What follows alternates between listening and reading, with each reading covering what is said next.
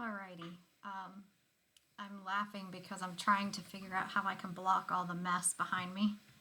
Um, so pay attention to my mess back there. I'm trying to do a little project back there. I'll share some pictures later and show you what I've been up to on this break that we're having. I'm going to read Charlie and the Chocolate Factory to you today, chapters 7 through 9. And I'm going to forewarn you that in chapter 8, there's going to be a unique character, and my voice will change a little bit. So try not to laugh too hard at me, okay? All right, let's get started with chapter 7, Charlie's birthday. "Happy birthday!" cried the 4 old grandparents as Charlie came into their room early the next morning. Charlie smiled nervously and sat down on the edge of the bed. He was holding his present. His only present, very carefully in his 2 hands.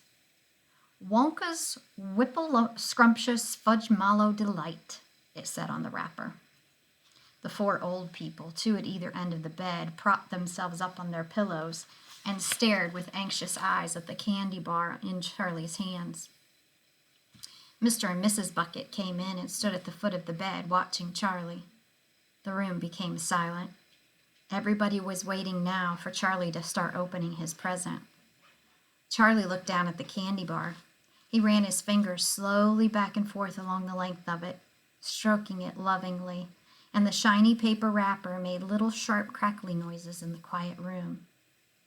Then Mrs. Bucket said gently, "You mustn't be too disappointed, my darling. If you don't find what you're looking for underneath that wrapper, you really can't expect to be as lucky as all that." "She's quite right," said Mr. Bucket. Sorry, my hair's a little wonky there. Charlie didn't say anything. After all, Grandma Josephine said, "In the whole wide world, there are only 3 tickets left to be found." "The thing to remember," Grandma Georgina said, "is that whatever happens, you'll still have the bar of candy." "Wonka's Wimple Scrumptious Fudge-a-Mallow Delight," cried Grandpa George. "It's the best of them all. You'll just love it." "Yes," Charlie whispered. "I know." "Just forget all about those golden tickets and enjoy the candy," Grandpa Joe said. "Why don't you do that?" They all knew it was ridiculous to expect this one poor little candy bar to have a magic ticket inside it, and they were trying as gently and as kindly as they could to prepare Charlie for the disappointment. But there was one other thing that the grown-ups also knew, and it was this: that however small the chance might be of striking lucky, the chance was there. The chance had to be there. This particular candy bar had as much chance as any other of having a golden ticket, and that was why all the grandparents and parents in the room were actually just as tense and excited as Charlie was, although they were pretending to be very calm. "You'd better go ahead and open it up, or you'll be late for school," Grandpa Joe said. "You might as well get it over with," Grandpa George said. "Open it, my dear," Grandma Georgina said. "Please open it. You're making me jumpy." Very slowly, Charlie's fingers began to tear open one small corner of the wrapping paper.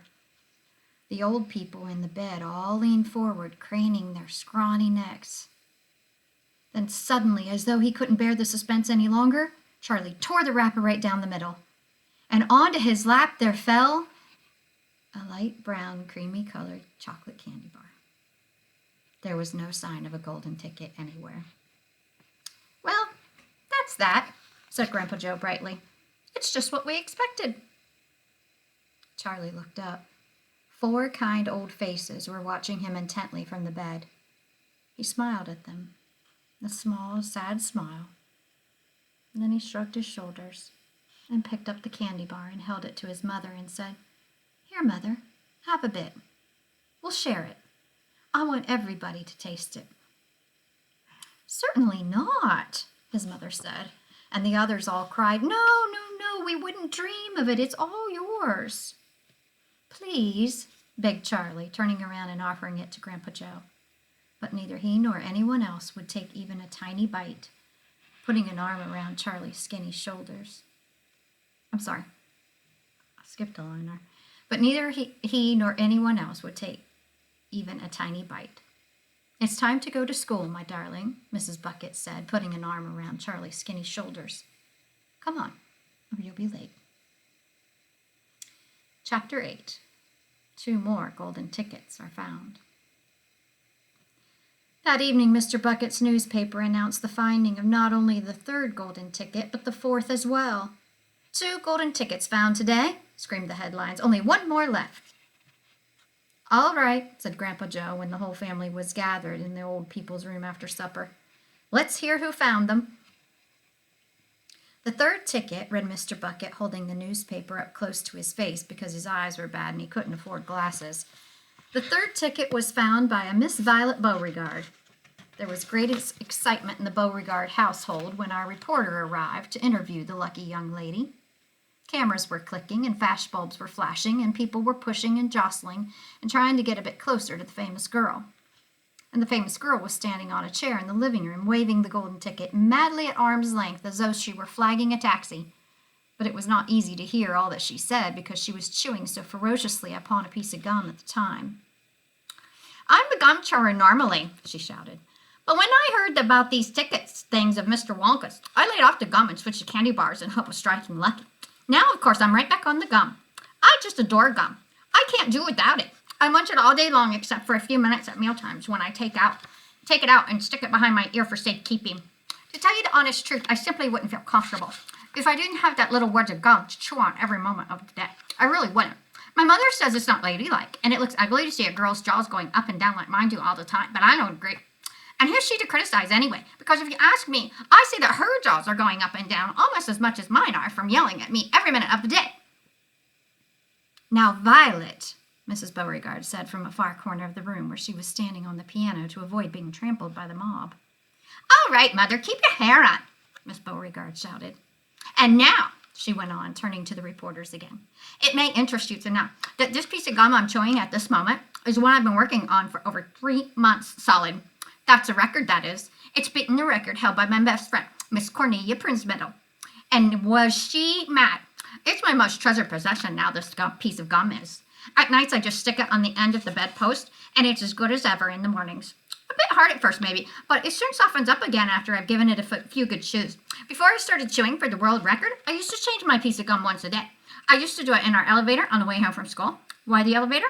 Because I like sticking the gooey piece that I just finished with onto one of the elevator buttons. Then the next person who would come along and press the button got my old gum on the end of their finger. Ha ha!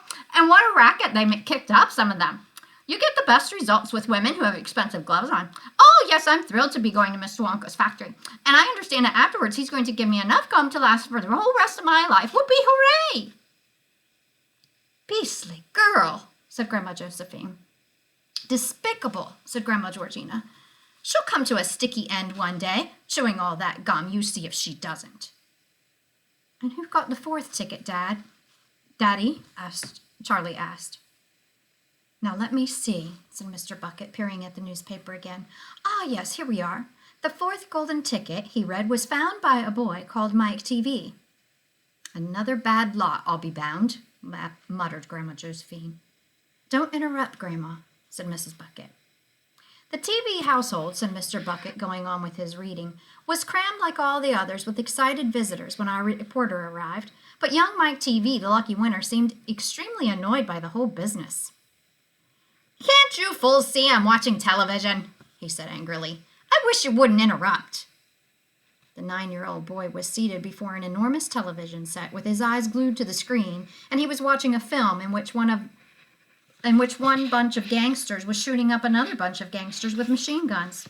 Mike TV himself had no less than 18 toy pistols of various sizes hanging from belts around his body, and every now and again he would leap up into the air and fire off half a dozen rounds from one or another of these weapons. "Quiet!" he shouted when someone tried to ask him a question. "Didn't I tell you not to interrupt? This show's an absolute whiz-banger. It's terrific.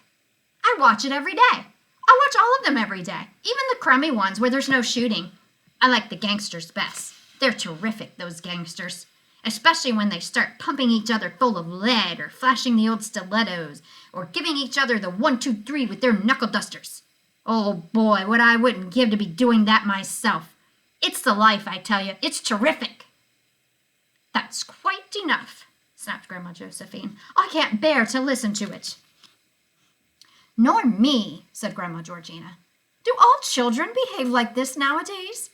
Like these brats we've been hearing about? Of course not, said Mr. Bucket, smiling at the old lady in the bed. Some do, of course. In fact, quite a lot of them do, but not all. And now there's only one ticket left, said Grandpa George. Quite so, sniffed Grandma Georgina. And just as sure as I'll be having cabbage soup for supper tomorrow, that ticket'll go to some nasty little beast who doesn't deserve it. Chapter 9. Grandpa Joe Takes a Gamble. The next day when Charlie came home from school and went in to see his grandparents, he found that only Grandpa Joe was awake. The other three were all snoring loudly. Shh, whispered Grandpa Joe, and he beckoned Charlie to come closer. Charlie tiptoed over and stood beside the bed. The old man gave Charlie a sly grin, and then he started rummaging under his pillow with one hand. And when the hand came out again, there was an ancient leather purse clutched in the fingers. Under cover of the bedclothes, the old man opened the purse and tipped it upside down. Out fell a single silver 10-cent piece. It's my secret hoard, he whispered. The others don't know I've got it. And now, you and I are going to have one more fling at finding that last ticket. How about it, huh? But you'll have to help me. Are you sure you want to spend your money on that, Grandpa? Charlie whispered. Of course I'm sure, spluttered the old man excitedly. Don't stand there arguing.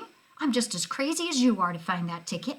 Here, take the money and run down the street to the nearest store and buy the first Wonka candy bar you see and bring it straight back to me and we'll open it together.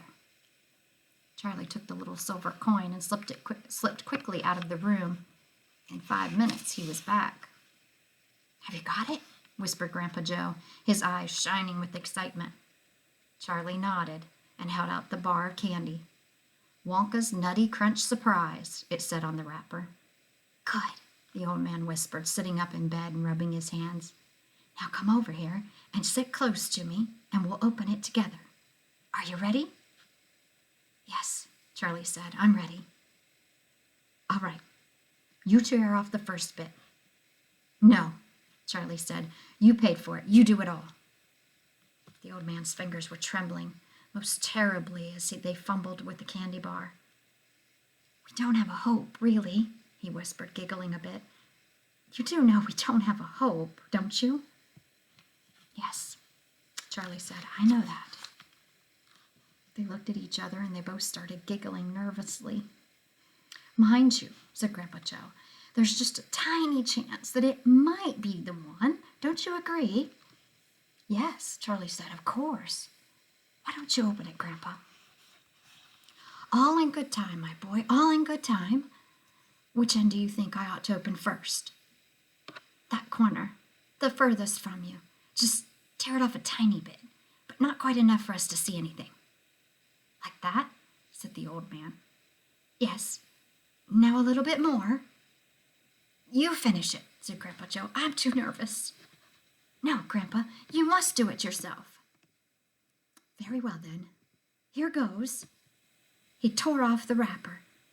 They both stared at what lay underneath. It was a bar of candy. Nothing more. All at once, they both saw the funny side of the whole thing, and they burst into peals of laughter. What the heck's going on? Cried Grandma Josephine, waking up suddenly. Nothing, said Grandpa Joe. You go on back to sleep. Well, still no golden ticket for Charlie, but there is still one left. Go ahead and do your quiz.